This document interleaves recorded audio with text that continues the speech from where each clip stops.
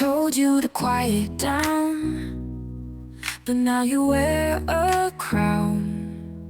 Visionary queen with a spark. Welcome to You Matter in Business with Ariel Faith, your brand, your story, and your success, because you matter in your business.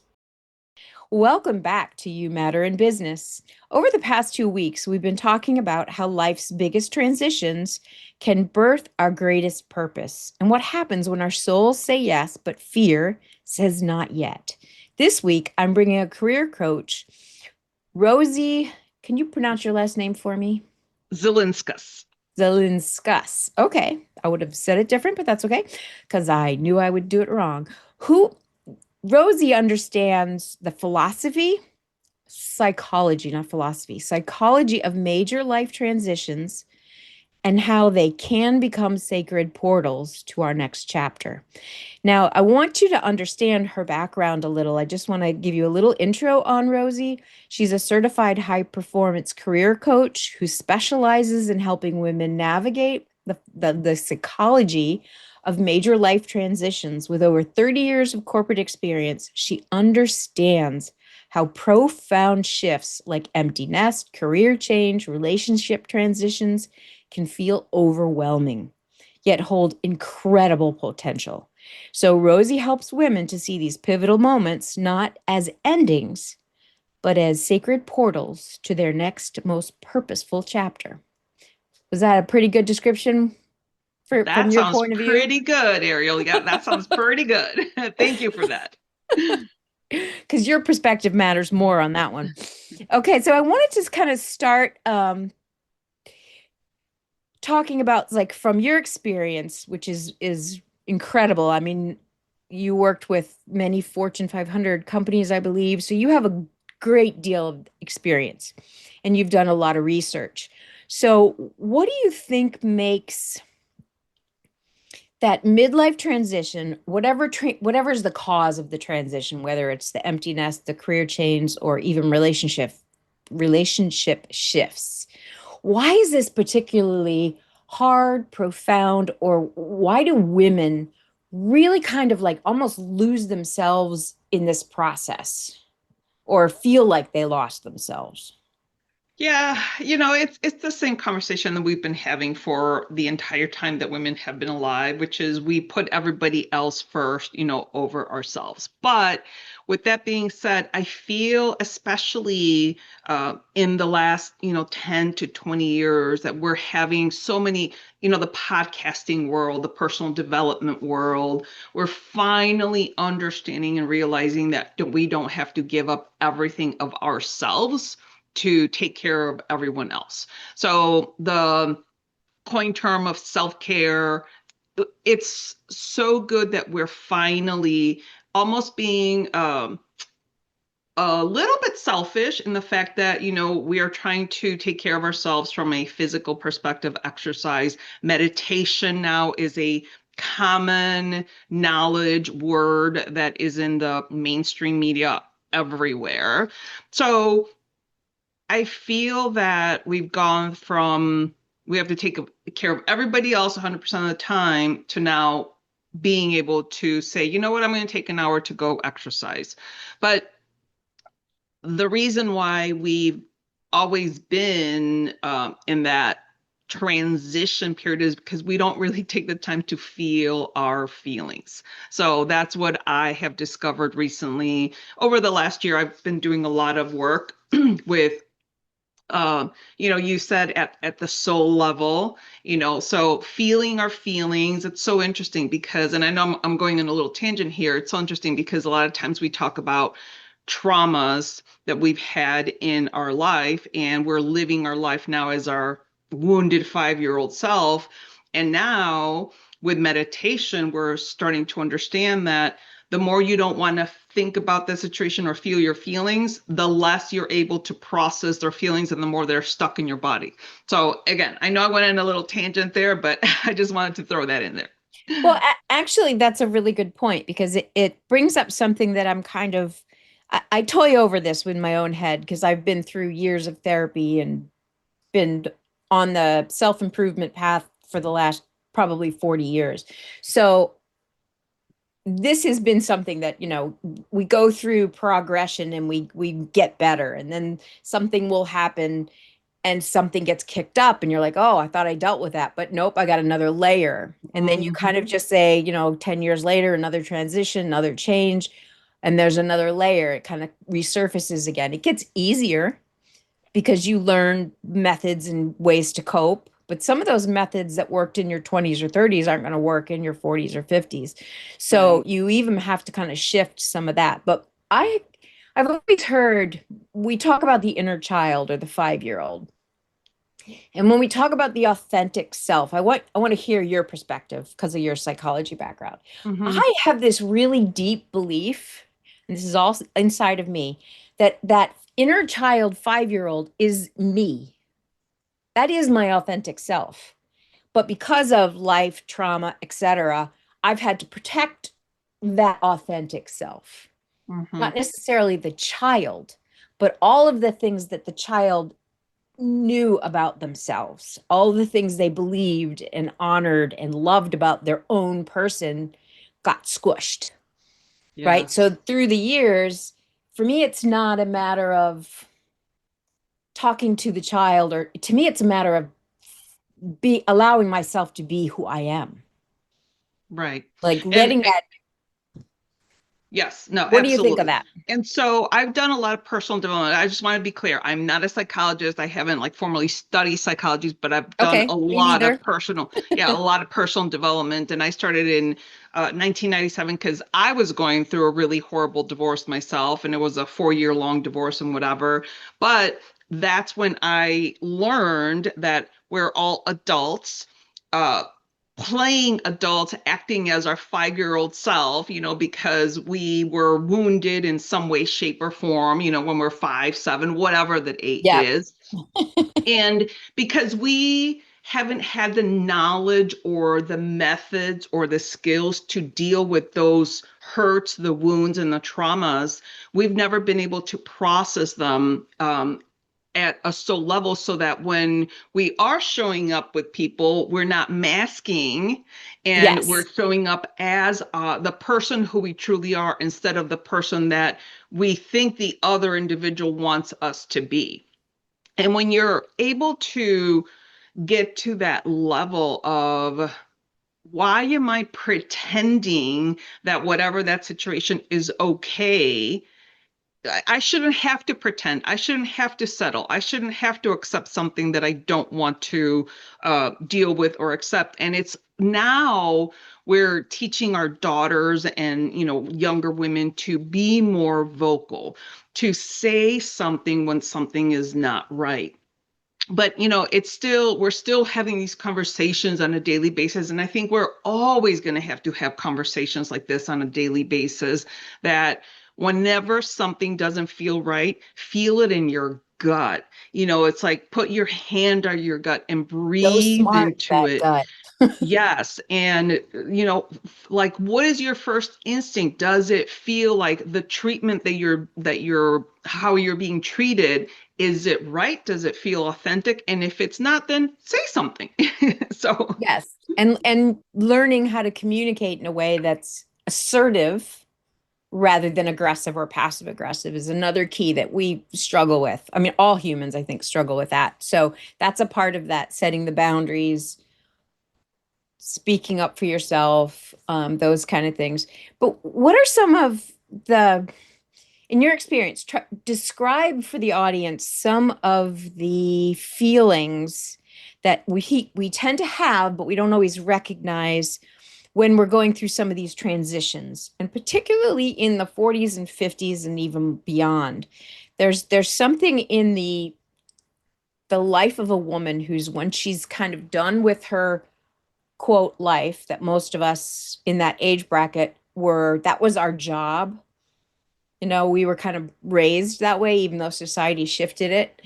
But we still have that inner, our job was to be the wife and the mother and the, right? mhm, So, yeah, obviously some chose different paths, but that was kind of what society was telling us, right. right? As a whole. So now we get to this point where our children are grown, our house is empty, And there's something that happens, and I see this over and over and over again with women. So I Mhm. would love to hear how you would describe what those feelings are and just kind of process that a little bit verbally. Well, from all the training that I've done, I know that there's like four core feelings that we tend to feel. So it goes the I'm not worthy, I'm not lovable, I'm not good enough, and I don't matter. And so Okay. typically when I talk to a lot of women, and typically when I'm talking to them, whatever their situation, it falls into one of those four feelings where, If the not all I'm not, four.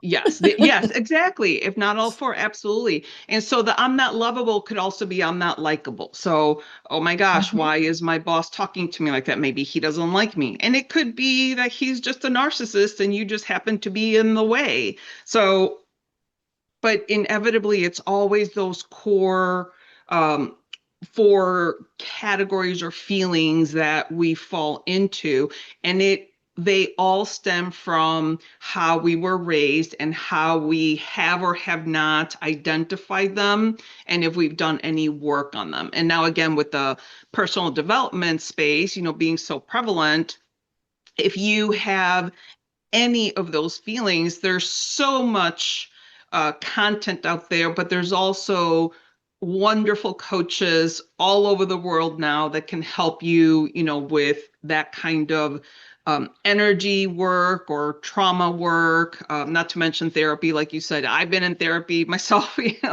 So, in years past, people thought one of my aunts, when she was in her 50s, she's in her 90s, she thought like, oh, therapy was only for crazy people. It's Right. just so Yeah. not the case. So getting those tools, getting those people that can help you identify where you are in those four feelings, and getting some tools and skills so that you can reframe them, because the reality is that none of that is actually accurate, because you are lovable, you are knowledgeable, you are worthy and deserving. So it's just our brain plays tricks on us, and it tells us that we're not good enough when we could be the best person in the world. I actually had a conversation once. I did a talk with a woman. She was an engineer. She was a director of engineers. She had about 200 engineers that reported to her.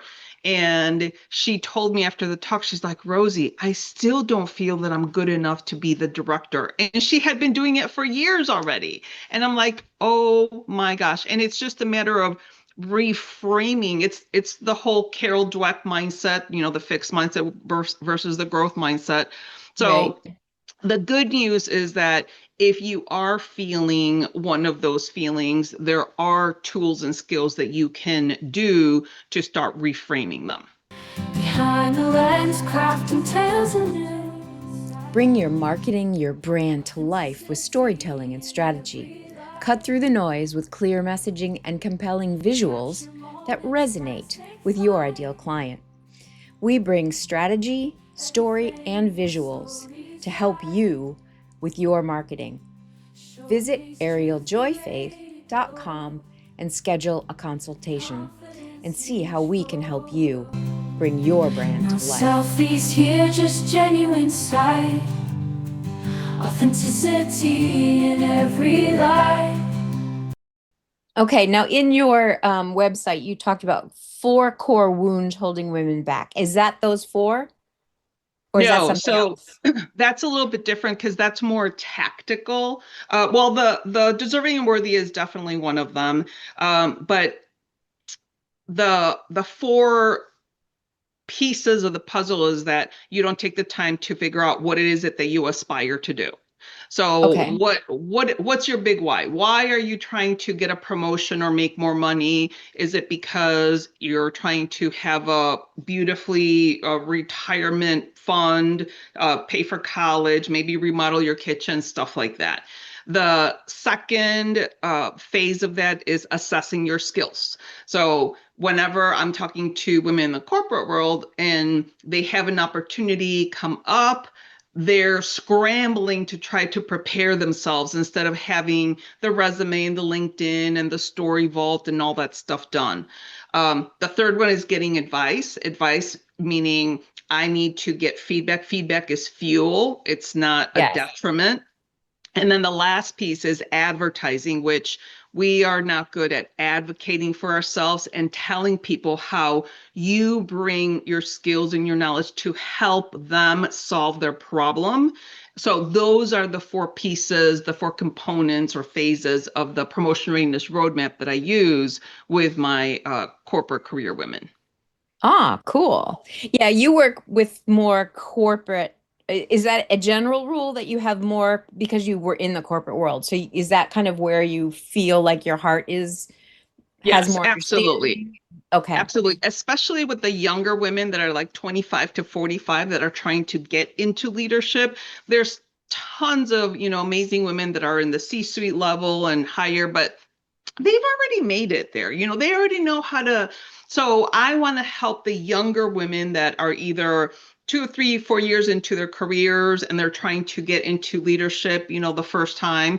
That's where my passion really lies because they need the most help and skills to get to that next position. Oh, awesome. That's really neat. Okay, very cool. With that noted, I will pivot the way I ask some of my questions because that's really good to know. Because you are right, 100%, that the whole point of us as we get older and more educated, experienced, we want to help the younger women avoid half the problems we had to fight through, Right. right? So we have to share that knowledge, and that's really awesome. So, what do you think? So it's really not about life changes, but it could be even for them. It could be children are born to their house. It could be how do you prioritize home? So talk to me a little bit about that market because I had in my mind I was thinking a little older. So talk to me about that market and how some of those transitions for them. I mean, I know what I went through during a lot of those phases, but talk to me from the executive standpoint because I've always worked with the little guys, the Mm. entrepreneurs, the small businesses. I've always lived in that world versus the large fish. Right. Yeah. So I ended my career in the corporate world as an executive vice president. And it's interesting because as much I was really hoping to be laid off, I had been hoping to be laid off for at least 2 or 3 years. And then when it finally happened, I felt so discarded, Ariel. I felt like from one day to the next, they're like, oh, your end date is in 30 days. And then immediately people stopped talking to me. Not talking, but stop needing me, stop asking me questions, stop referencing, anything and I was really surprised when I felt discarded. I'm like, oh my gosh, I had been wishing, and I'm a serious meditator, so I had been putting it out there, please, lay me off. And then when it actually happened, and I started feeling those feelings, then it went from being discarded to being angry, and then of course, through meditation, you're able to process those feelings. And again, I want to emphasize that whenever you feel anger, sadness, rejection, all of those hurts, the more you avoid feeling them, the more they stay in your body. So I went through a process that you have to feel the feeling of anger. You have to feel the feeling and just kind of sit in the feeling and just feel it through your body. And then something magical happens where the more you feel it, the easier you're able to release it from your body and the freer your soul feels. And I know we're going a little woo-woo here, but it was a really difficult transition in spite of the fact that I had been hoping for that transition. But it's about, it's almost like the grief cycle that you have to first accept the situation, then, feel your feelings, and then finally accept the situation. And I think that transition pretty much happens with anything because I myself am an empty nester. My kids are now 24 and 26. And as much as life is so interesting because as much as your target is to get these young people prepared to go out in the world.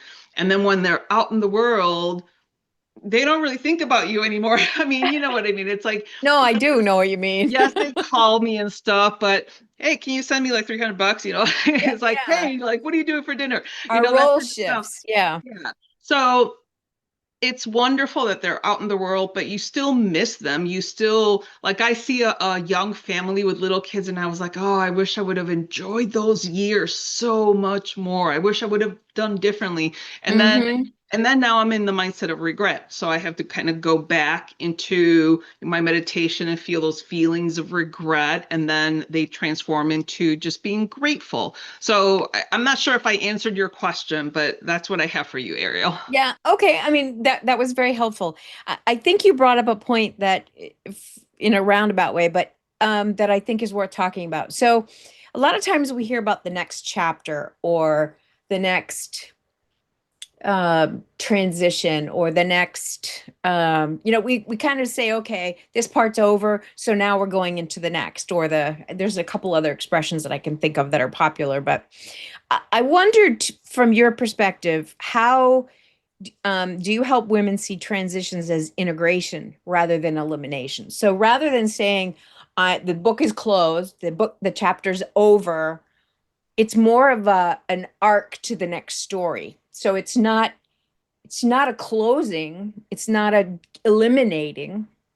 It's just another piece that we now get to live through and enjoy and whatever. So It's definitely a transformation for sure. It's a transformation. And so, yeah, so so from the uh, perspective of a certified high performance coach, we go through and it's like the whole like peeling back the onion. And it's so interesting because we talk about things like the easiest example that I have is one of my clients was talking about uh searching for a job, and she said my little job, and I was like, okay, hold on, let's figure out why. And she didn't even realize that she said it. Like, why did you say little job? Because that word little just diminishes this amazing job that you had. And it doesn't have to be necessarily, job related. It could be your family, your personal, whatever.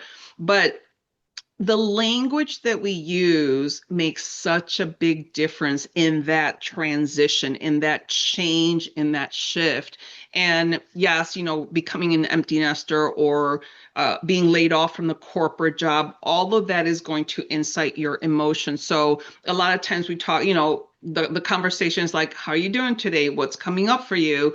And depending on what they share with me, I can start, from an outsider perspective, seeing where they're falling into those four core wounds. And then we can almost put a little bit of a lens in that particular situation that they have and start talking about why they feel. Well, first of all, identify what they feel, because a lot of times they don't even realize that they're having an emotional reaction to that particular situation. So what's happening? What emotion or feeling, do you have about that? How is it showing up in your life? And then what can we do to reframe it so that the spotlight is not on the negative, and we transform it into a positive. And that's where it's not necessarily the elimination, but it's the acceptance and transformation of that situation, along with routines and tasks to support that. yeah, I mean, sometimes it's just the awareness too, because when you start to see what you repeat, especially when you do a podcast, you hear yourself over and over again, and you're like, oh shoot, I keep saying that word, and you start noticing these patterns, and you're like, I say the word just all the time, which just is a diminishing, I Yes. just did this, and so I'm literally trying to take that word out of my vocabulary. But it's a process. I have to, like, I write it and I go, okay, get out of there. Because I've been saying it for so long, because for whatever reason. But it's one of those, being aware of, I think, is half the battle. Yes. Once you know that this is anger, or this is resentment, or this is fear, or whatever that is that you're Mhm. going through at that moment, once you identify it, label it, name it, And then when you start to see the patterns that support the negative, then you can start to change them one at a time, little by little. None of this happens overnight, but it Right. becomes easier as you keep doing it. And it becomes easier because you have somebody that's helping you. You have a guide Mm-hmm. that's helping you through that process. Because I can tell you right now, I wouldn't be where I am today without my guide on my energy healing work or my meditation. Last year, I went to a week-long retreat with Joe Dispenza. So he's a, very, world-renowned meditator. So I wouldn't be where I am today without the guides and the mentors that I've had throughout my life. And hands down, any kind of therapist, coach, mentor, I would highly encourage people to get somebody in your life like that can, give you a hand. And just for the audience perspective, how would you explain, and then we'll close for today, but how would you explain the what that person, whoever it might be, whatever label they have, it could even be a really good friend who's just really smart and very intelligent, emotionally intelligent. What is it that they do effectively that help you identify your own stuff? There's typically, at least in my experience, something they do really, really well. Well, first of all, I want to say what they don't do. They don't Okay. commiserate with you. They don't say, "Oh yeah, that's a really crappy person that you're there." They're not like dumping more of the negative on it. And as a matter of fact, a lot of times when I start my coaching, I give my client maybe 2 or 3 minutes to tell me what's happening. And if they get really deep in the, "Oh my God, this happened and this happened," I'm like, "Okay, let's keep it, tight and short so that we can, do work." But they don't commiserate the negative. They're like, "Oh my goodness, identify it. Like, I'm really sorry that happened to you. Let's talk about how you feel about it." Not talking about the actual situation, but how do you feel about that? And what can we do about it?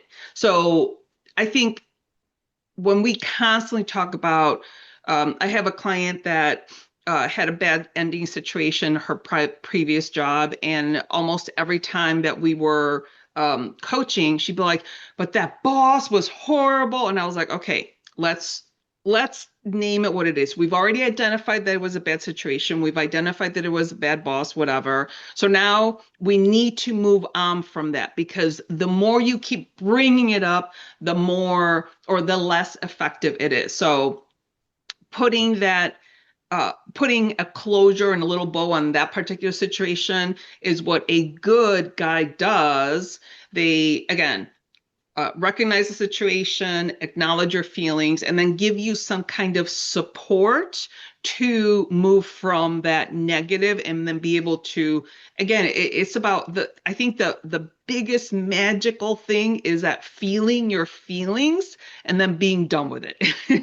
And that's not anything anyone else can do for you, No. right? You can't go to a therapist and dump all your feelings on them and walk away and have them gone, right? Those feelings are still walking away with you unless you process them and learn what to do with them. So at least in my experience, you said this, but I'm just going to say it at least the way my world frames it is, a lot of times we have all the answers. Like, we Yes. know how to do it, or we know what it is, but we're afraid of it. We don't want to do it. We don't want to feel it. We don't want to be in pain, so we avoid it. So sometimes it's the person, the guide, the coach, the whatever, who asks us the right question.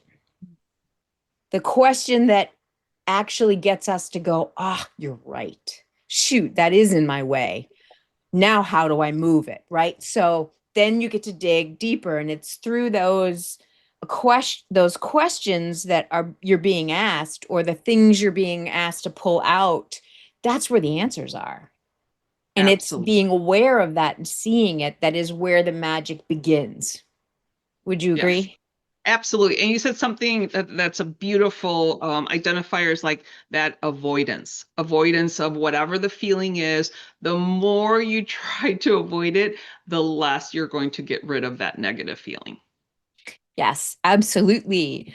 Well, we're going to bring you back next week and we're going to talk a little bit more about your story vault because I'm very interested in to learn about what that is and then the reinvention of ourselves in that process.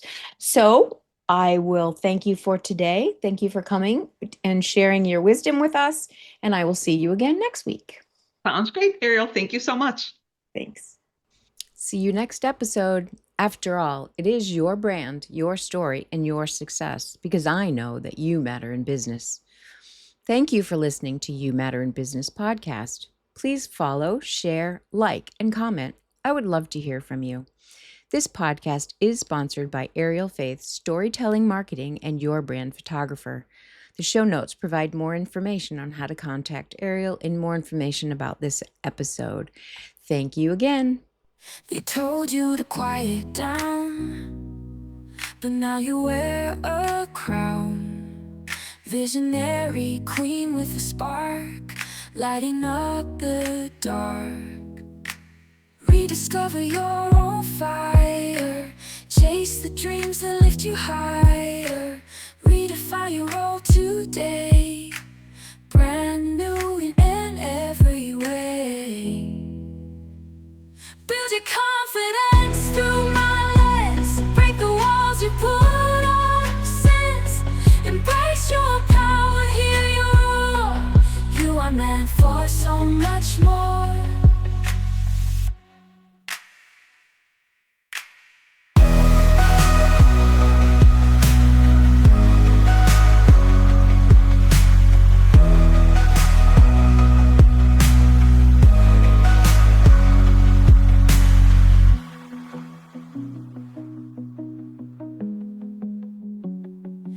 You are meant for so much more.